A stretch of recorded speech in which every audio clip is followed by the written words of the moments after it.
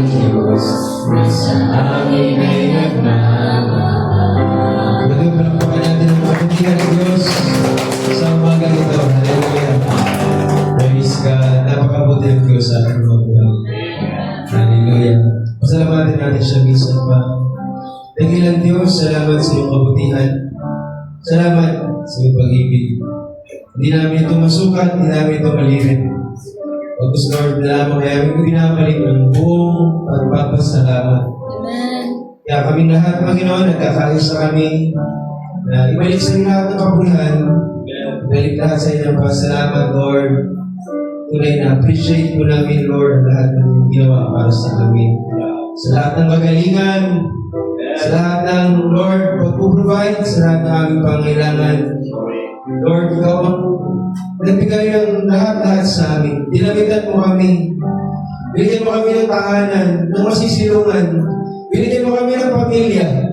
Binigyan mo kami ng iglesia, mga kapatiran. Binigyan mo kami ng iyong biyaya, habag. Salamat, Lord. Tunay mo nagbalik sa iyo. Pero Diyos, ano pa ang aming may dahilan? Kundi kayo paglingkuran. Panginoon, may balik sa iyo lahat-lahat.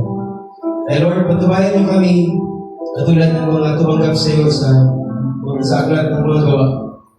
Nung ikay tinanggap ng 3,000, ikay tinanggap ng Eunuch, tinanggap ka ng bahay ni Cornelius, tinanggap ka ng mga nagpray ni Apostol Pablo. Hindi sila huminto, kundi sila nagpatuloy sa aral ng mga apostol. Sila ay patuloy na kinig, sila ay patuloy na nagsama-sama. Pinagdiriwang ang kaligtasan ito na nasa kanila.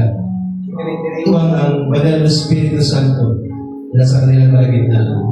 Tunay Lord, Ikaw ang aming kagalakan, Ikaw tunay naming tropeyo sa aming mga buhay na aming pinagmamalaki, Lord, na natanggap namin. Salamat, Lord, sa iyong mga salita na aming mga pakinggan sa umagang ito. Kaya po ang magbindisyon at Lord, lumuban mo ito ng banal na Espiritu Santo na maipahatid sa puso ng bawat isa. Ikaw ang maitaas sa lahat ng bagay, tinatabi ko po ang aming sarili, ay balik ang kapulihan. Pangalan ng aming Panginoong Jesus Cristo. Amen. Amen. Once more, palakpakan natin ang Diyos. Amen. Gusto kong buksan muli ang Genesis 32 verse 24. Pagkatang po po. Pagsunod natin ulit yung buksan natin ng Biyernes as a continuation.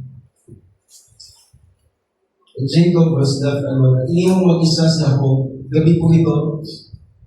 At nakipagpuno, amen, ang isang lalaki sa kanya. Okay. Alam natin ito yung anghel. Hindi ito basta lalaki lang. Hanggang sa magbukang liwayway. Next. At 25. Nang makita nitong siya'y hindi manaig sa kanya, ay hindi po ang kasukasuhan ng hita niya, at kasukasuhan ni Jacob ay sinaktan samantalang nakikipagpuno sa kanya.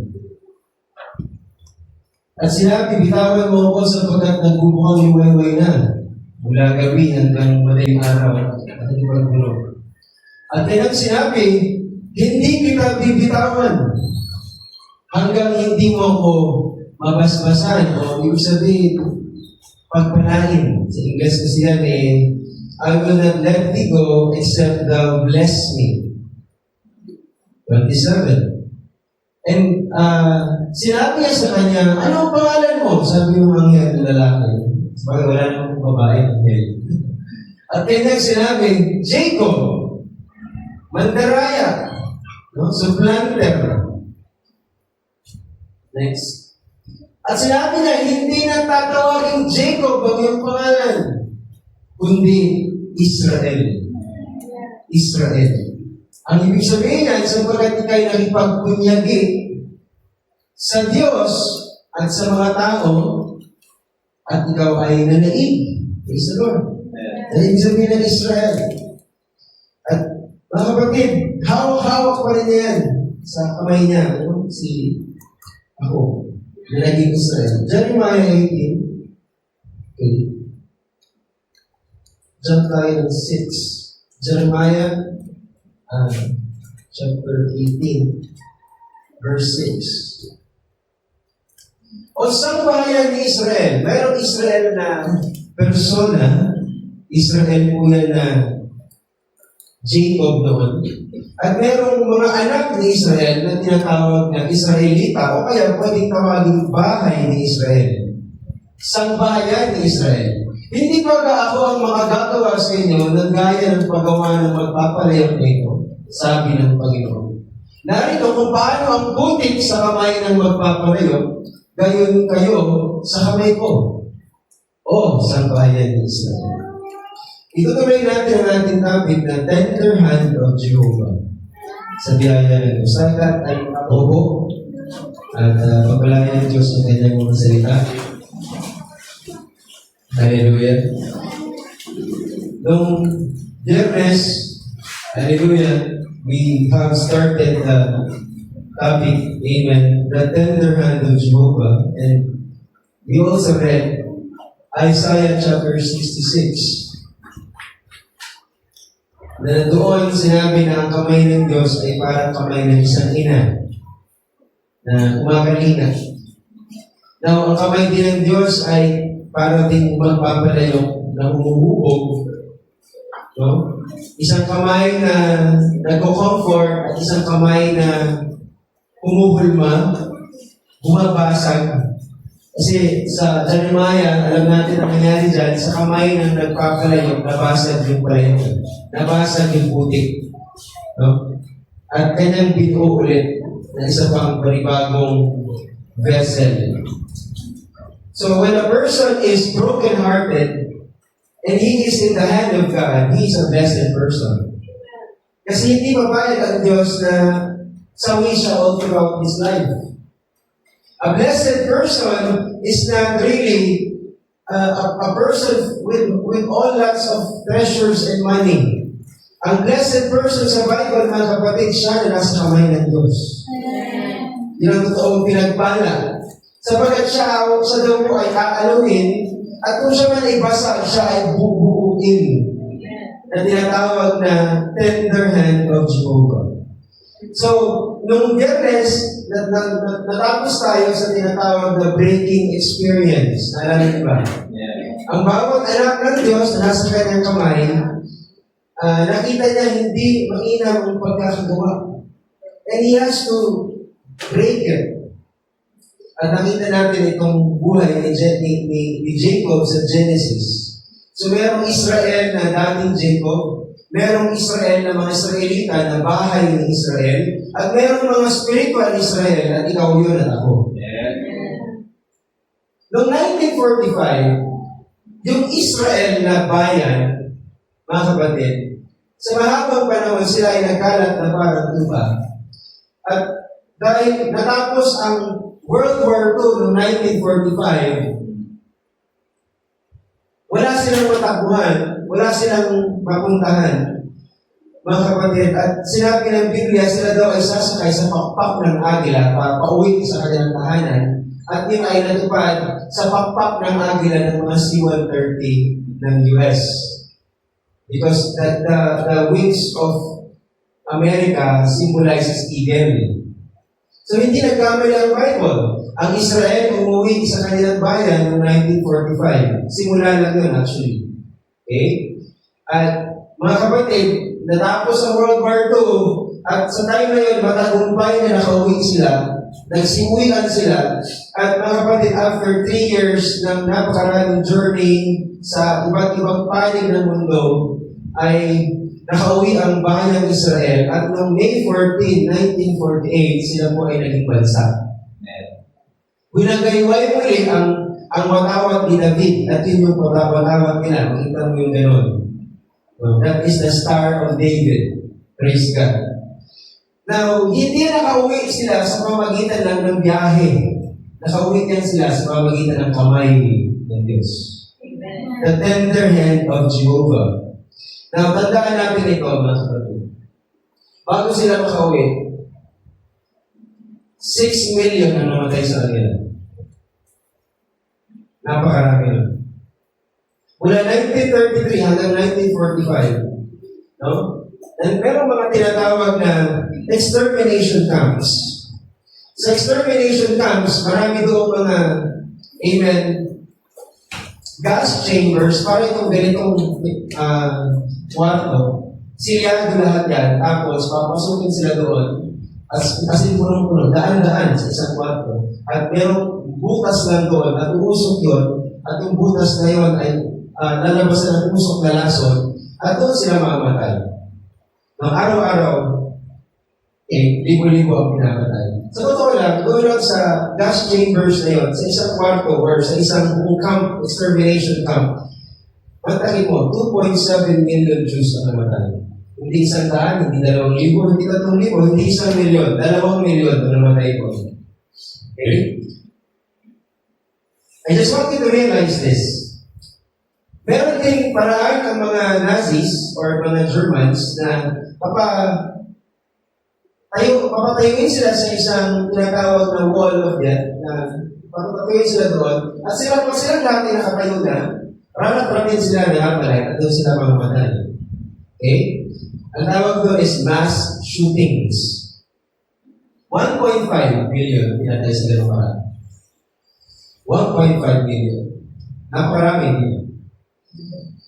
Kailangan mangyari yun para matulak sila umuwi. Kailangan maraming namatay para ma-realize nila it's not their place. Yeah.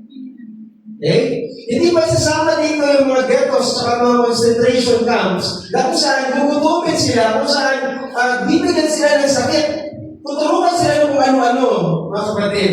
At yung iba, brutal na lalagarin, brutal na, haliluya, itakin talaga, at higilitan ng lieg. Hindi pa kasama yun, kasi meron 700,000 na ginanon. Bata, maganda, babae, lalaki. Wala silang pakialam kung guro ka, wala silang pakialam kung doktor ka. Basta hudyo ka, kailangan kang mamatay.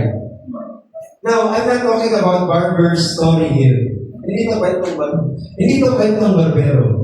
This is what the Bible is talking about. No?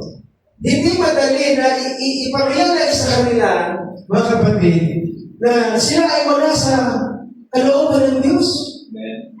In as much as nakabalik lang doon sa Israel mula 1945 hanggang 1948, hindi pa umabot ng 1,000,000. 770 lang. 770,000. For them to realize that, hey, it's time for you to go home. Now, we realize this. Napakaraming Kristiyano, pero ilan lang talaga ang marapture. Maraming mamatay na Kristiyano sa tao lang. And if we are not going to be serious about our faith, what will happen to us? This world is not our home. This world is falling apart. And I tell you by numbers, napakakunti lang maliligtas. I want to tell you honestly. So we have to be ready, we have to be serious about our stand in the Bible. Because may pattern ng Diyos na binibigay sa atin. At sana makita mo, ilan ka doon sa mga sasabihin nila na, sabi ni Brother Branham, the loving hand of God. How sometimes it looks cruel. Kasi milyon-milyon ang pinatay. Of the way that people suffer. But it's still, sabi niya, it's the tender hand of Jehovah. Mahirap kainin ang message na yan. It's sa the third Exodus na message. Leading his little children.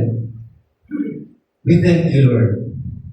Kasi kung meron ng mga matitira sa huling panahon sa harapan doon, na makakasama mga kapatid sa pag-agaw. So makikita mo, this tender hand of Jehovah is working in your life right now. At hindi ito para mailayo ka, mailigaw ka, ito'y para makauwi ka. Sana nandyan pa kayo.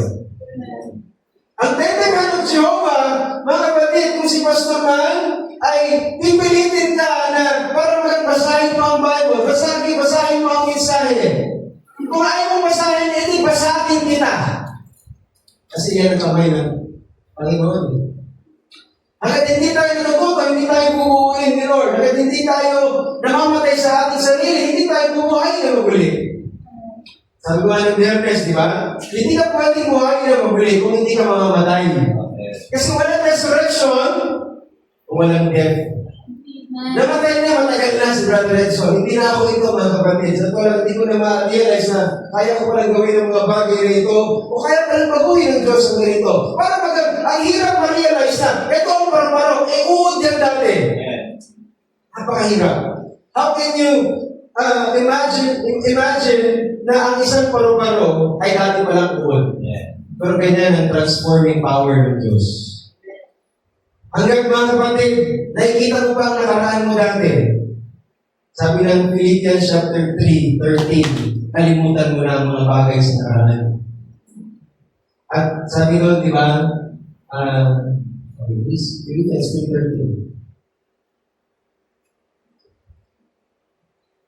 Gusto ko sa mga technical, sabayan nila yung nagsasalita dito. Hindi ko masabihin na ilabas mo yung Bible verse. Ilabas mo yan kasi yan ang ating Philippians.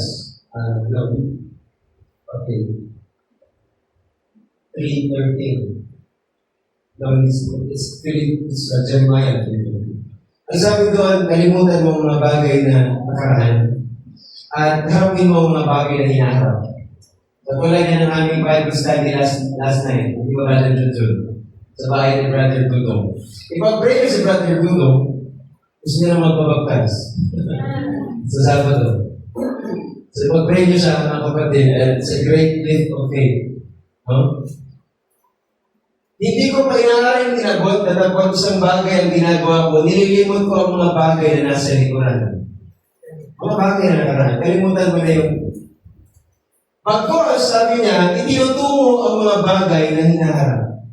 Ito ang mahalaga sa atin, mga kapatid. Ang pagtawag ng Panginoon, no, kung titingnan nilang lahat ang kanilang mga nakaraan, totoo lang, marami doon na sa documentary, sa sawing puso na umuwi. Uwi sila ng walang pamilya, uwi sila lang. Sapagkat ang kanilang pamilya ay nasalvage doon sa concentration camp. In as much as sabi nila, mas maganda yata na sinama mo na ako doon na namatay. Pero hindi eh. Gusto ng Diyos mabuhay siya.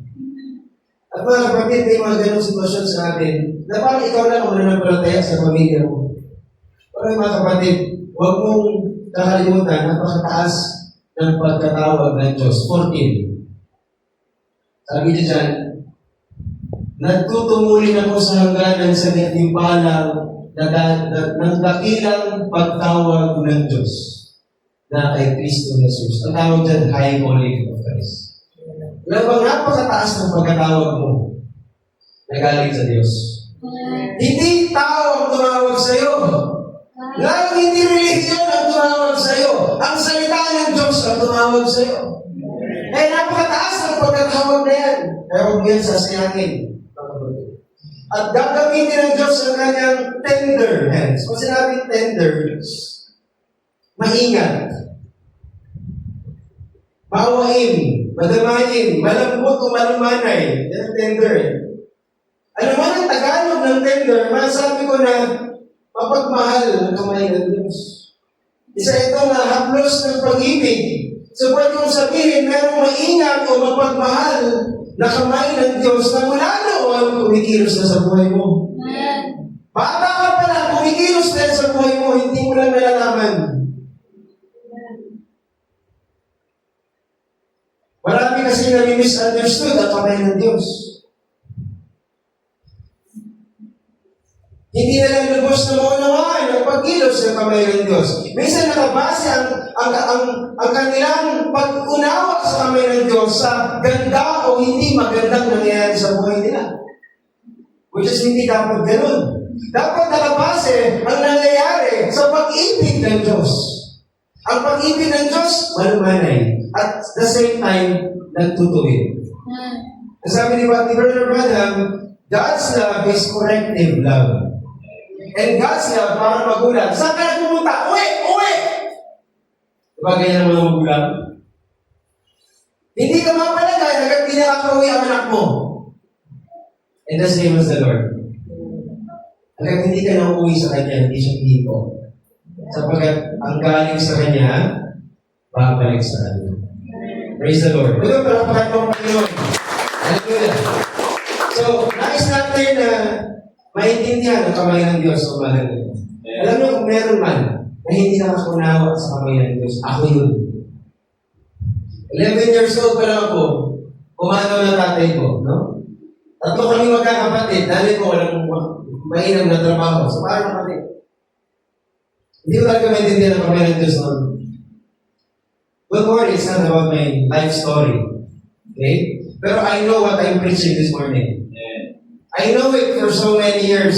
This sermon that I'm telling you is made 25 years in the making. I'm preaching of a sermon mga kapatid, 25 years in the making. Because after 25 years, when I look back, I realize it's a tender hand of Jehovah. Amen. Hindi ko yan nakita nung ako'y 5 years old pa lang after mamatay ang tatay ko, 10 years old. Hindi ko maintindihan. Ba't ako nawala ng tatay? Tapos nag-asawa muli ang nanay ko, namatay na naman. Hindi ko talaga maintindihan. So, double job party, 2 beses na balo ang nanay ko. So, you can tell, mga kapatid, you cannot tell me, hindi ko alam ang pinipreach ko. I know what I preach. Biyaya ng Diyos. So, you realize, mga kapatid, si Jacob, mandaraya to sa Genesis chapter 32. Nasa kanya na yung birthright, earthly declaration from his father Isaac. Siya na yung panganay. 66% of the inheritance mapupunta sa kanya pag namatay si Isaac. Yan ang birthright. Pag panganay ka, mas marami kang makukuha. Kaya nga, ang mga anak ng Diyos, puro panganay. Wala siyang apo, wala siyang pakalo, ang anak puro panganay. No? You have to have the birthright. Pero ang birthright, para sa atin, mga kapatid, parang hindi ka rasyonal lang na, okay, Kristiyano ka na, nagpabaptize ka na eh. Message believer ka na, tinanggap mo si Brother Brandon, tinanggap mo ang mensahe. Hindi mo pwede tanggapin ang mensahe, tapos ayaw mong tanggapin ang mensahero. There's not. Walang ganun. It doesn't make any sense. Kung ayaw mong tanggapin ang salita ng Diyos, kaya, pwede mo sabihin na, tinatanggap ko ang salita ng Diyos, pero hindi ko tinatanggap si Jesus. Hindi ko pwede yun. Because ang salita ng Diyos at si Jesus, iisa. The same as the messenger. Kung gusto mong tanggapin ang mensahe, tanggapin mo ang mensahero. Sapagkat iisa sila. So marami sa atin, parang Jacob. Jacob with the birthright. No? Message believer ka, nagsisimba ka na, baptized ka na, Christian ka na, at natatawag ka na ng maaaring ministro, kaya naman natatawag ka na ng worker, pero Jacob pa rin. That's the point of the Bible. Kasi kahit na ganun, takot pa rin siya. Kaya, nung nakaharap niya yung anghel ng Diyos na tinawag ng Biblia, isang lalaki, nakita niya yun ang magbibigay ng pagpapalang hinahanap niya. Kaya hindi niya pinitawan, mga kapatid, sapagkat kahit pagkat tinatawag niya ang sarili niyang birthright holder, message believer, Christian, no? Kailangan may mahawakan siyang isang solid na hindi na bibitawan. No? Hindi naging madali, mga kapatid, kasi nakipagbunyagin siya eh. Nakipagpuno siya. At hindi normal yung nilalang na yun. Sabi ko sa inyo, anghel yun eh. Totoo lang. Angel of the Covenant. Alam niyo ba ang mga angel? Napaka-makapagkalihan yan. Diyan ba kayo? Angels are powerful beings. Maniwala kayo sa hindi nakakaalam. In the days of Noah, anghel ang nagpabulwak ng tubig. Anghel ang nagpabaha. Anghel, isang anghel ang gumulaw sa buong mundo. Isang anghel lang. Yeah. Maniwala kayo sa hindi. Ang daming anghel sa langit. At ang pangalan ng anghel na yun, Wormwood. Search nyo man. He is the angel of water. He controls all the water. Nung nakita niya yung mga Hebrew children, iuhulog sa apoy, hindi kinakabahan ng langit. Kasi may wormwood din. Sabi nga nanonood ang lahat dun sa pag-uhulog din sa tatong Hebrew children. Lumapit si wormwood sa trono ng Diyos. Paano ba ako, Panginoon? Sabihin mo lang, lulunurin ko lahat yan. Sabi ng Panginoon sa kanya, dramatize ko lang ha, kilala na kita, sabi niya, subok na kita. Pero walang anghel na bababa. Ako ang bababa, sabi niya.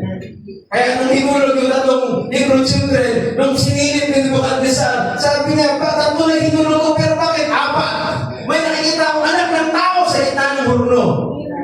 Diyos ang bababa. Sumama ba ang Diyos, mga kapatid, kung gustuhin niya? Mangungusap ang Diyos kung gustuhin niya. At sana sa umaga nito, makita mo, nangungusap ang Diyos sa iyo. Sa umaga nito, hindi ordinaryo yung nakasalamuha o nakapunyagi. So, kulang pilayan niya si Jacob. So, pwede patayin si Jacob. But he's in the form of angel, and people at times, you see Jacob's attitude. Ang mga tao minsan, tinitake for granted ang blessing. Ang ibig ko sabihin. Ang mga tao minsan, they take it lightly. Na yung basbas ng Diyos, pagpapala ng Diyos, okay, kung ibibigay, thank you. Kung ibibigay, hindi. Parang gano'n lang yung attitude nila. Sa blessing ng Diyos. Yung, alam mo yung kung ayaw niya, huwag niya. Yan ang parang attitude mo. Kung ayaw ang pagpalain ni Lord, hindi huwag. Hindi gano'n si Jacob. Nakipagpuno siya para sa blessing. Nakipagpuno siya mga kapatid dahil itinaya niya ang buhay niya para sa blessing na yun. Itinaya niya ang kanyang buong lahat-lahat para hindi na makita ang asawa niya. Dalawa po mo. Sa umaga, kung sa oras na yun. Pero hindi niya maalis yung takot sa puso niya. Alam na yung pagpapala na galing doon sa akin na yun. Yun lang magpapalaya sa kanya sa lahat ng karumihan niya. At pinalaya siya. Paano mo nalaman na pinalaya siya? Di ba? Una, nilinsad yung buto niya. Hindi siya bumitaw. Sabi ng anghel, bitawan mo ako sisikat na ang araw. Hindi ka nabibitawan, agad din mo binibigay ng blessing. Balik mo, Genesis 3, 32. So you have to follow me. Okay? Kung halimbawa, bumalik ako sa Genesis, follow me there. Huwag mo stop sa... Okay, you have to listen and I have to be connected here kasi nakatingin kayo dito. So God changed His name from Jacob to Israel, but it happened only when there is what we call breaking experience. Because breaking experience will change your name. Mapaguhin ito ang pangalan mo. At ang pangalan mo, yun yung karakter mo. Amen. Yun ang sabi ng prophet eh. Kaya nga sabi niya, huwag mong papakalanan ng anak mo ng Elvis kasi makamundo ang pangalan Elvis. No? Huwag mong papakalanan ng kung ano-ano. Sapagkat kung anong pinangalan mo sa anak mo, yun yung karakter niya. No? Hindi siya bumitaw at ang naging pinaka-resulta, yung Jacob na mandaraya, manloloko, manlilinlang, mga agaw, naging Israel. Na nakipagbunyagi sa Diyos, sabi yung prinsipe sa English, wala yung prinsipe tinanggal, no? Prince. Ang taas. Di ba? Sa isang makasalanan, naging prinsipe ng Diyos. Praise the Lord. Hallelujah. Kaya huwag na huwag mong isipin na yung mga ginagawa natin na mga pagpapagal sa Panginoon, nawawala ng kwenta. Hindi ho. Alam ng Diyos kung sino ang totoong binibigay ang lahat-lahat sa Panginoon. Walang mga bagay na mapupunta lang sa walang kabuluhan, kundi ibabalik ng Diyos lahat-lahat. Ng mga pagpapagal mo, lahat ng pagsasakripisyo mo, mga panalangin mo, mga pagtsatsaga mo, patitiis mo, ibabalik kayo ng Diyos. Kapatid, kung magpapatuloy ka, ba? Sinasabi niya sa Galatia sa 7 yata yun. Huwag kang, nasabi doon? Galatia sa 7. Binibigyan natin ni Lord. Kung kayo hindi nyo, kayo naman, kung may Bible kayo, buklat kayo ng Bible. Okay? Huwag kayong padaya ang Diyos na hindi nagbibiro sapagkat ang lahat na inasin ng tao ay siya ng mga anihin niya. Next. Sapagkat ang nag-aasin na sa kanyang sariling naman ay sa naman. Ang nag-aasin sa... Natapat ang nag-aasin sa Espiritu ay sa Espiritu. Kung ito yung inaasin mo, tinatanim mo, aanin ka ng Espiritu. Yan. At buhay na walang hanggan. Kaya wala kang ginagawa na pagtatanim na hindi mo anihin. Ang may tinanim, ang may tsaga, aray, hindi mo naman pa. Malamig pa naman. Pero verse 9, at huwag tayong mga pagod sa paggawa ng mabuti, sapagkat sa kapanahunan ay magsisipag-ani tayo kung hindi tayo mga hihimagod, kung hindi tayo susuko, kung hindi tayo hihinto. So, tuloy-tuloy lang. Sabi sa amen. Ang gusto tumuloy sa Panginoon, pumalakpak sa Panginoon. Hallelujah! Sa Panginoon yan. Okay. So, si Jacob, ika-ika, hindi. Ika-ika siya kasi sabi nun, yung joint niya, natanggal eh. Pero nasa kanyang pagpapala ng Diyos. Yun. Minsan nasa iyong pagpapala ng Diyos, pero mayroong disability. Ang tawag doon, you're under the tender hand of Jehovah. Ano ba yun? Hindi ibig sabihin na nasa iyong kamay ng Diyos, walang problema. No? He has a broken legs, and in his broken legs is a broken life under God's protection. Hindi na maganda yung kanyang lakad, pero hindi siya magagalaw ni Esau. Ang kumpiyansa niya wala sa sarili ng lakad. Ang kumpiyansa niya nandoon sa may hawak ng kanyang buhay. Mga kapatid. So, minsan magkakasakit. Kailangan mong ma-realize na kapag nagkasakit ka, at kailangan din natin ma-realize, mga kapatid, kapag meron may sakit dito sa ating iglesia, ang sakit ng kalintingan, ramdam ng buong katawan. Huwag naman pong i-disregard ang anong karamdaman. If you don't care of the family's condition, perhaps you're not part of the family. So, we're a family here. Kapag isa may nararamdaman, sabihin sa akin, at hindi tayo nagbubulag-bulagan, hindi tayo insensitive, hindi tayo manhid. Damayan mo kapatid mo. Kung gusto mong patuloy tayong pagpalain ng Panginoon at alam mo nasa puso mo ang Panginoon, dadamayan mo mga kapatid. No? Sa panahon ito, alam ko, marami tayong pinagdadaanan. Kapag malungkot sila, well, ramdamin mo rin, maging malungkot ka din. Sabi ni Pablo, kung masaya sila, hindi maging masaya ka rin. You have to identify yourself with one another, with each other. Sa panahon ito, maraming salat sa buhay. And praise God, hindi tayo pinapabayaan ng Panginoon. No? Ipakita mo na malakas ka dahil may malakas ng Diyos sa buhay. Itigil mo na yung parang mabiktim ka. Na parang ikaw lang masawi. Kapatid na tayo may pinagdadaanan. At kung kaya mong maging malakas para sa may hina, sabi ni Pablo, gawin mo. Pero talaga hindi mo kaya tumayo, mga kapatid. Well, maramdaman nawa ng iba ang iyong pagbagsak at tulungan ta. Tulungan natin ang bawat isa. Sapagkat tinitingnan niya ang ating mga attitude sa isa't isa. Sabi ni Pablo sa 2 Corinthians chapter 12, at nang ako'y huwag magpalalo ng labis dahil sa kadakilaan ng mga pahayag. Kung meron kang kilala na napakataas ng revelation, si Pablo yun. Pero, 2 Corinthians 12:7. 7:12 yan. Napakataas ng kanyang kadakilaan. Wala akong sinabi kay Pablo. Totoo lang. Napakataas ng kapahayagan ni Pablo patungkol sa Bible. He's an apostle, he's a prophet. Pero mataas yung kanyang kapahayagan, pero binigyan ako ng isang tinik sa laman. Ng isang sugo ni Satanas upang ako'y tampalin. Tao ka pa rin.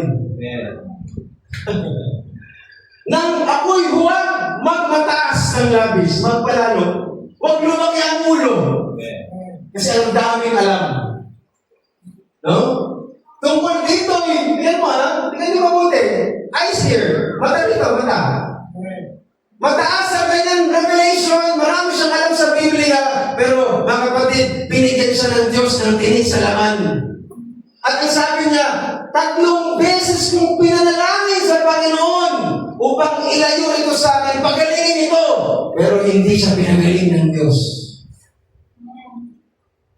Tender hand of Jehovah. Nakita mo bakit? Sapagkat ang sagot ng Diyos, hindi kagalingan. Ang sagot ng Diyos, ganito, at siya'y nagsabi sa akin, ang Panginoong Jesus, nagsabi sa kanya, ang aking biyaya ay sapat na sa iyo. Kahit hindi ka gumaling, may biyaya ako, may kamay na umahawak sa iyo, sapagkat ang aking kapangyarihan ay nagiging sakdal sa kahinaan mo. Mas nakikita ang kamay ko. Di ba sabi niya sa Isaiah nung Biyernes, makikita ng likod ko ang aking kamay. At nakikita mo yung kamay ng Diyos kapag ikay may karamdaman, may kahinaan, may tinig sa laman. May mga bagay mong parang ang tagal mo nang panalangin, andyan pa rin. Kapatid, gusto ng Diyos makita mo ang biyaya ay sapat sa buhay mo. Kahit nandyan yan, hindi nagbago ang pag-ibig ng Diyos. Mas pinawakan ka pa nga ng Diyos. Mas inibig ka pa ng Diyos. Kaya sabi niya, kaya bagos akong magmamuri ng may malaking galak sa aking kahinaan, sabi niya, mas lalo akong nagalak. Kasi alam ko, yung kahinaan ko ay nagiging daan para manahan sa akin ang kapangyarihan ni Kristo. Hanggat mahina ka, hanggat hindi mo nagagawa ang isang bagay, hanggat meron mong kondisyon, hanggat meron mong mga sakit na parang yung pumipigil sa iyo, kapatid, yun ang nagiging channel, nagiging daan para mas lalo ang kapangyarihan ng Diyos makakilos sa iyo. Tender hand of Jehovah. Yan ang kamay ng Diyos. Ano ba kayo? Napakabuti ng Diyos sa ating mga buhay na pinapakita niya na kung si Jacob ay naging Israel, ang biyaya niya ay sapat din kay Pablo sa bagong tipan. No? Kung si Jacob ay naging Israel, naging prinsipe ng Diyos, pero iika-ikap naman, buong buhay niya, iika-ikap niya. Now, si Pablo, apostol at prophet ng Diyos, napakataas ng kapahayagan sa Biblia, pero buong buhay naman niya may tinig sa kanyang laman. No? Marami nagsabi, yan daw yung pagkalabo ng kanyang mata. Sapagkat nabulag siya, and somehow, nakakita siya, pero di po makakita lang. Kasi nung sumulat siya sa mga taga-Galasya, sabi niya, nilalangyan ko ang titik na isinusulat ko sa inyo. Ibig sabihin, malabo ang mata niya, kailangan na ng malaking font, malaking titik. No? Para makita yung binabasa. No? Yun lang nakikita kong tinig sa laman. Kahinaan, mga kapatid. Na 3 beses niyang ipinalangin, pero hindi inalis ng Diyos. Bagkos, ang biyaya ng Diyos ang nanahan sa Kanya. So, lahat tayo meron tinatawag na breaking experience. Sabihin mo, breaking experience. Pagbasag ng Diyos, karanasan. No? Minsan, sa totoo lang, ginagawa yan ni Lord dahil na rin sa ating kapabayaan. Real talk, ha? Minsan, may mga kapabayaan tayo. May pag-abuso tayo sa katawan. No? Masyado ka nagpupuyat, kung ano-ano kinakain ng mga taba. Minsan, tayo rin ang dahilan eh. Minsan, yung mga padalos-dalos nating desisyon, kaya bakit wala tayong sapat na salapi? Sapagkat baka nag-access ko sa usahan na hindi naman talaga mahalaga. Yeah. Dito, nakapagod, may kausap ako. Wala, kung tingin mo hindi ka nakausap ng Diyos, perfect ha? Ganun nga sabi. Bakit perfect ha? Wala kang magkakamali. Diba? Pero kapatid, aminin natin, marami tayo mga maling desisyon. Tama? As you look back, marami tayong maling desisyon. Pero hindi ka pa rin binitawan ng Panginoon. Hallelujah! Lord. Nabasag ka. At para pag ang ginawa pa nila, dinurog ka pa. Pero tandaan mo, nasa kamay ka ng Diyos, bubuhugin ka niya ulit. Amen. Umasa ba tayo? Naniwala ba tayo? Di ba minsan nagkasakit ka? Malala? At hindi yung normal lang na sakit, akala mo tutuluyan ka na. Kapatid, pero nandun yung panalangin. Nandun yung paghingi ng tawad sa Panginoon. Lord, teka muli ako. Pinadaan ng Diyos, no? Hinayaan din ng Diyos ang isang satanas na tampalin ka. Gisingin ka. Di ba? Para masabi mo na hindi ko pala kaya mag-isa. Hindi ko pala kaya lumayo sa Panginoon. Hindi ko pala kaya magmalaki. Kaya ganun na lang ang panalangin mo at praise the Lord, pinagaling ka ng Panginoon. Pero binarkahan mo yung araw na yun. Naalala mo yun, napapatunay yun ang Diyos sa buhay mo ay ang Diyos na sumasagot ng panalangin. Kung naranasan mo, palakpakan mo minsan ng mga Panginoon. Salamat Lord sa kagalingan. Salamat sa iyong kamay. Praise God. Meron akong gusto sabihin sa mga ganito. Matthew chapter 5 verse 1. Sabayan niyo ako dito, huwag niyo akong iwanan. Okay. And seeing the multitudes, he went up into a mountain. And when he was set, his disciples came unto him. Okay. Punto na ibubuka ng Diyos sa kanyang bibig. Next. He opened his mouth and taught them. Una niyang tinuro sa bundok. Next. Blessed are the poor in spirit. For theirs is the kingdom of heaven. Alam mo natin this. Makapalad ang mga mapagkumbabang loob. Poor in spirit. Sapagkat kanila ang karya ng langit. Now, pag nag-jump ka sa Psalms 34:18, the Lord is nigh unto them. Ang Diyos malapit. Okay? Sa mga broken heart, ibig sabihin, bagbag ng puso. Kanina, mapagkumabang puso, poor, hindi siya filled spirit, kundi poor spirit. Ito naman, bagbag na puso at iniligtas ang mga may pagsisising diwa. Praise God. Nag-backslide ka, nagkasakit ka, nagsisi ka. Ang Diyos pinagaling ka. Hindi sinungaling ang Diyos.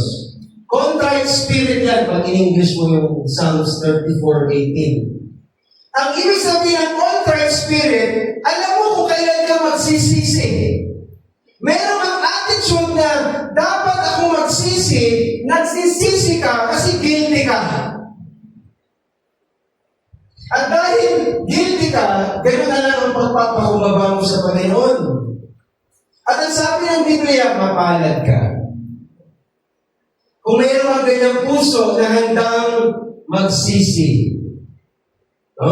Pag nag-jump tayo, binalikan natin ang Isaiah 66 verse 2. Tingnan mo itong Isaiah 66 verse 2. Amen.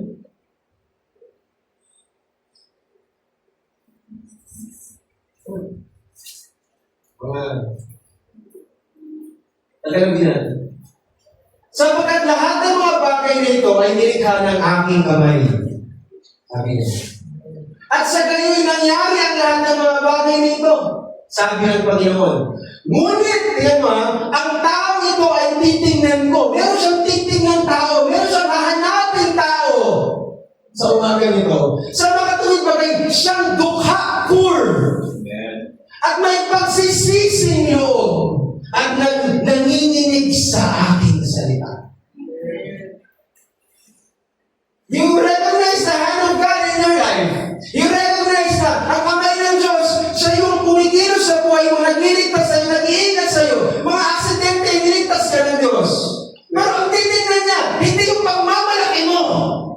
Hindi yung pag-alis mo sa presensya niya. Ang hahanapin niya, yung ikaw na dukha, mapagkumbaba.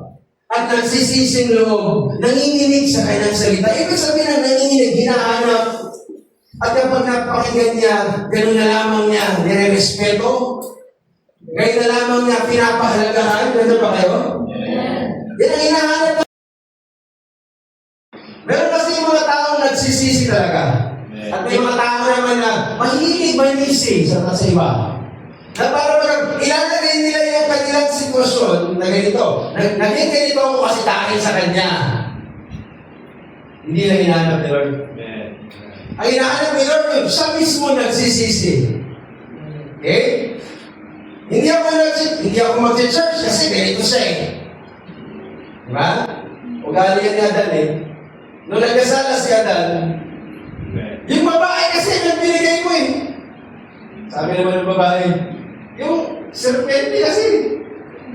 Diba? Turuan. Tigilan nyo na yan. Kasi kung ganyan ka pa rin, backslider ka pa rin. Wala namang na-resolve eh. Tinuro mo lang yung iba. Pero ang sinasabi natin sa umaga nito, hindi mo pwedeng sisihin ng iba sa kalagayan mo sa Panginoon. Yung kalagayan mo sa Panginoon is between you and the Lord. Okay no? Kasi bibigyan ka ng daan ng Panginoon para makabalik. Bakit? Kasi titignan ka ng Panginoon eh. Kasi kung ayaw na ni Lord na bumalik ka, hindi ka niya hanapan ng isang pagkakataon na magsisi ka. Totoo lang, pwede ka niyang limulin, kaya ka niyang patayin on the spot, pero hinihintay pa rin ni Lord na magsisi ka. Hinihintay pa rin ni Lord na ituwid mo yung puso mo at maging duka sa harapan, hindi yung para sino sa harapan niya. No? Siya na nanginginig sa salita ng Diyos. Nandun yung pagpaparangal sa salita ng Diyos. Hindi ka hatulan ng Diyos, mga kapatid, sa kung paano nagre-react ang tao sa paligid mo. Hatulan ka ng Diyos kung paano ka nagre-react sa paligid mo. No? Huwag mo sasabihin sa akin, mga kapatid, na one day, nandito ako sa impyerno kasi si ganito, si ganyan. Ang hirap kasi nila sa atin, mga kapatid, kung may pagkakamali ang tao sa iba, may pagkakamali ang tao sa iyo, ginawan ka ng di maganda, imbis na sana magpatawad, nagtanim ka pa. Nag-ugat pa. At napakahirap doon kasi yung isang galit, nagiging kapaitan. At mahirap pagkaroon ng kapaitan, mga kapatid. No, sinasabi natin ng ating puso, may kapaitan ba ako? Sa umaga nito. Kasi ano ba ang nagdulot ng kapaitan? Diba? Basahin natin. Efeso 4:26. Napakahirap na mayroong mga kapaitan sa iyong puso. Efeso 4:26. Oh Lord, wala sa outline ko eh. Ephesians 4:26. Kayo'y magagalit. Kayo'y magagalit. At huwag kayong magkasala. Huwag lumubog ang araw sa inyong galit. 27. Nabigyan daan man ang Diablo. Huwag niyang palakihin. Ang Diablo gusto niyang palakihin pa ang away. No? Meron isang Diablo, may magkamit-bahay na napakaganda ng kuringan. Sabi ng Diablo, ang ganda ng relasyon mo. Nakita sa kalabaw. Pinakawalan niya yung kalabaw. Nung pinakawalan niya yung kalabaw, pinakawalan yung kalabaw. Yung tanim ng kabilang bahay, nakakita sa kalabaw, pinagsisira. Pinararo, tanim na eh. Nakita kayo mo ang bahay. Sabi, pag-ira. Kalabaw doon ng kapitbahay. Nag-aalam siya. Hoy! Hindi ako galaw mo! Sabi nung kapitbahay na may-ari ng kalabaw, napunta ang kalabaw dito. Sabi niya, alam mo, binigyan pa ka ng ulam nung nakaraan. Diba, nagsimula ng mag-away. Hindi ko naman sinasadya yan. Nakawala na kasi sabi niya. Ikaw, yabang mo rin, nabigay ka lang ng ulam para kasi nyo, Di ba? Totoo lang. Sino may kasalanan? Ang ginagawa ni Diablo, nakagaya na lang. Tingnan mo. Di ba? Nakagaya lang siya. Wala siyang ginawa. Pakuwalan lang yung kalabaw. Kapag Diablo, know the tactic of the devil. Kalabaw ang may kasalanan, tututusin. Pero kahit ang kalabaw, walang kasalanan niya, tututusin. Minsan gano'n, mga kapatid, bigyan ng daan ng Diablo, kung titingnan mo, ay, nakawala pala, pasensya na, hindi ko alam kung nakawala. Verse 28, ang nagnanakaw ay huwag nang magnakaw pa. Amen. Diba? Binabasa lagi natin ng Malakay 3:8. Nagnanakawan mo ba ang Diyos? Oo, nilalakawan mo. Saan? Diba? Amen. Sa ikaw po. Sabi niya, kaya kung magnanakaw ka, huwag ka na daw magnakaw pa. Bagkos, magpagal na igawa ang kanyang mga kamay ng mabuting bagay upang siya'y maitigay sa nangangailangan. 3:29. Ano mang salitang mahalay ay huwag lumabas sa iyong bibig, kundi ang mabuting ikatitibay ayon sa pangailangan, upang makinabang ng biyaya ang mga nagsisipakinig. May kausap ba ang Panginoon sa bagay nito? Tandaan natin ang mga bagay nito. 30. At huwag ninyong bigatiin ang Espiritu Santo ng Diyos, na sa Kanya kaya'y pinatakan hanggang sa karawan ng pagkatubos. Lahat na nabanggit kanina, pwedeng o pumating-hati mo ang Espiritu ng Diyos. Pinupuri mo ang Diyos, inaawitan mo ang Diyos, pero anong binanggit kanina na binigyan mo ng pagkakataon ng Diablo, patuloy ka na ginagawa, nalipigyan tayo Diyos dyan. At may masunod pa. At lahat ng kapaitan, nalipigyan tayo Diyos dyan, kagalitan, pagkakaalit, kadaldalan, panglilibak, ay mga alis nawa sa inyo, pati ng lahat ng masamang akala. Amen. Wala ka namang pruweba, wala ka namang ebidensya, pero tamang hinala, kahit pa maling akala.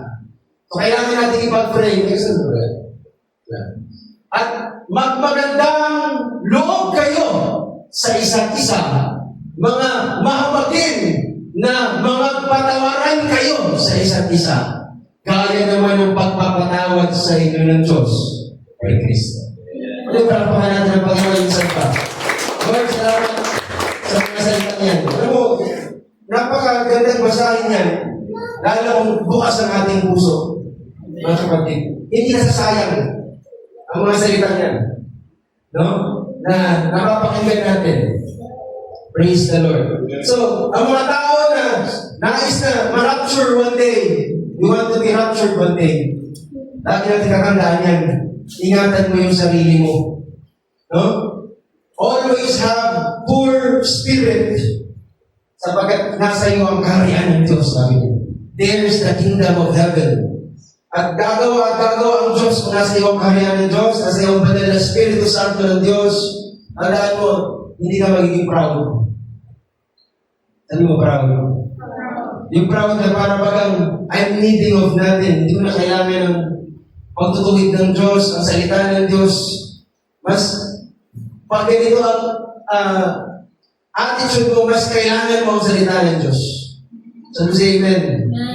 Totoo, wala naman talaga tayo magiging proud eh. Wala ka naman dapat ipagmalaki talaga eh. Ang church na to, mga kapatid, gusto ko sa church na to, kung i-compare tayo sa ibang mga church, tayo ay mga humble people. Mga mapagkumbabang puso, mga kapatid. Hindi batayan yung galing mo, hindi batayan yung napag-aralan mo.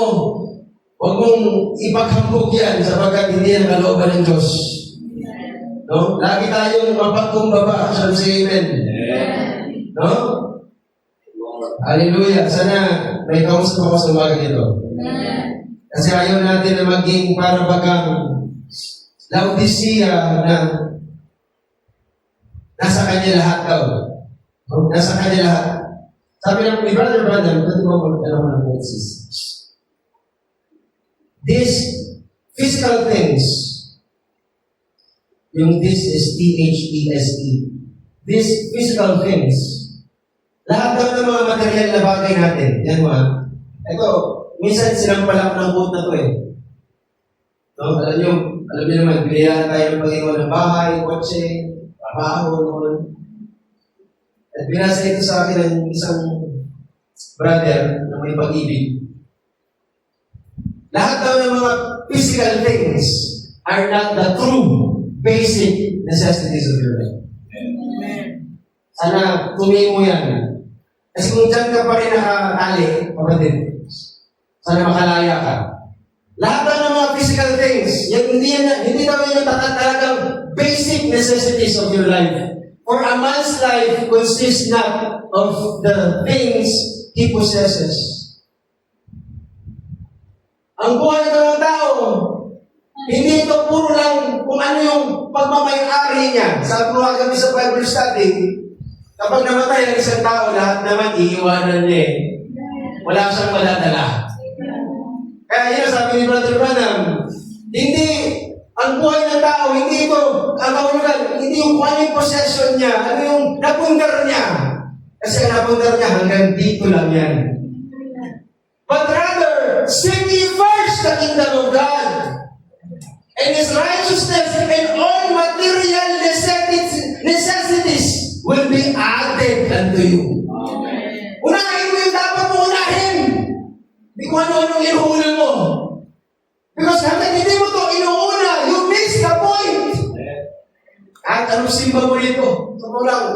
But you always seek first the kingdom of God. You go to your Bible, you go to the message, you go to the spiritual things. At sabi ng Diyos, tapat siyang nangako, idadagdag niya lahat yan.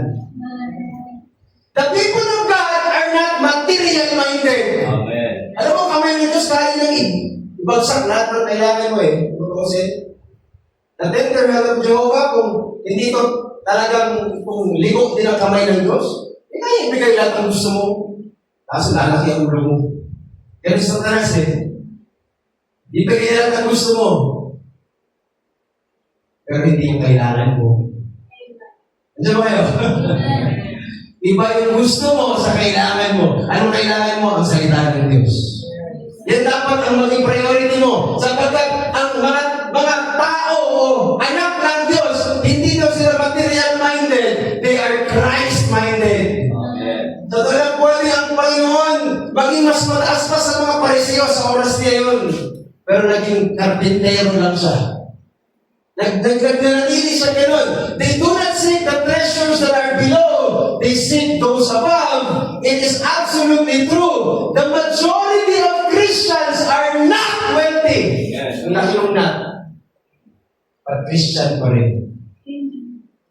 Rather, they are on the poor side. May advantage ang mga mahihirap sapagkat malapit sa kanila ang Diyos. It was so in Jesus' day. It was true in Paul's day. Natisod sa kanya ang isang, nakalimutan ko yung pangalan. Ito na yung apostol ng Diyos. Dalawa lang ang damit. Yung isa naiwan pa. Nasa bilangguan, pagpira ng amoy ni Paul. Kasi wala siyang damit. Pero, apostol, nasa kanyang pinakamatas na kapahayagan. Kung dahil damit, reklamo ka pa. So, we can say, it was true in Paul's day, it should be true today. Oh, it is not true today. Sabi niya, it is not true today for the Laodicean age. Kasi ang Laodicea, yung panahon natin, is one of vast wealth, where often the criterion of spirituality has an abundance of earthly goods. Kasi ang Laodicea, yung panahon natin, napakayaman at totoo yun. Oo, yes, ito mahirapan ng pero mantakin mo ha. Walang kukurap ang mga kurap kung walang pera ang Pilipinas. Maraming pera ang Pilipinas sa totoo sa ito.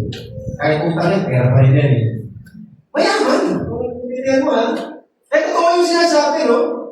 Hallelujah. Napakayaman ang panahon natin. Punta ang Dubai, punta ang Paris. Napakayaman. My, sabi niya, how rich the church is in goods, but how poor in spirit. Yeah. Blessed be ye poor, for yours is the kingdom of God. The kingdom of God is not meat and drink. It is not material. It is within us. Yun daw ang kingdom of God. A rich man is rich in God, not in worldly things. Praise the Lord. Nasaan ba kayo? Ang isang mayamang tao, hindi siya mayaman sa material. Hindi siya maraming pera kung tutunusin. Yan sinasabi. Kundi mayaman siya sa Diyos. Praise the Lord. Amen. Napakabuti ng Diyos, alas 11 na. So sana nakuha natin kung anong gusto ng Panginoon. Oh Christ, the Spirit. Umiiyak ang Spirito. At ito, comfort ito. Nung nabasa ko ito, kung sinampala ko kanila, kinomfort ko na ako ng bahagi nito. I see your poverty. I see your need. Nasasabi ng Espiritu Santo. At ano kaya maramdaman mo na nakatayo ang Panginoon sa harapan mo? Hirap na hirap ka, sasabihin ng Panginoon sa iyo, may-ari ng langit at lupa. Sabi nga na binasa natin kagabi, Brother Junjun, di ba? Unang Kronika 29:11, sa iyo ang lahat.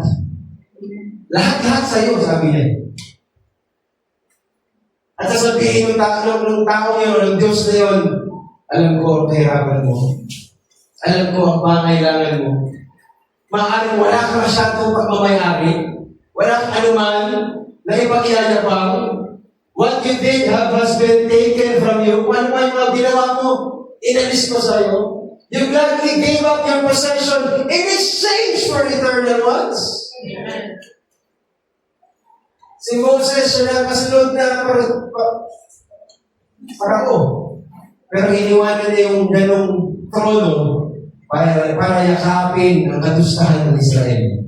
Bakit? Kasi mas matimbang yung nakita niya doon sa bayan ng Diyos kaysa sa yaman ng Ehipto.